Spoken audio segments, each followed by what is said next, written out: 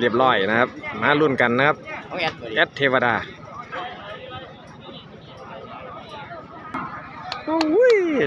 เลขกำกับมหาโหด80-25นี่ครับคุยกันได้ทันกับเลขที่ทางซีหมงแจ้ง80-25อาจารย์แอดสู้เต็มร้อยครับวันนี้ครับมาลุ้นกันธรรมดานะของห่างบ่หันถึงเอาเลยคนไหนเพราะว่าทั้งนอกเขาได้หนึ่งก้อนแล้ว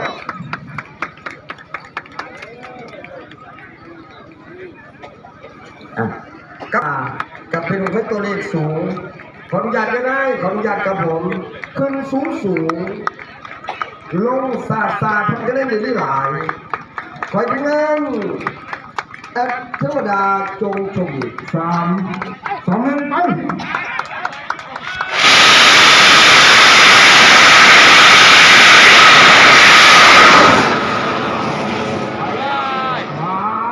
ลงทัน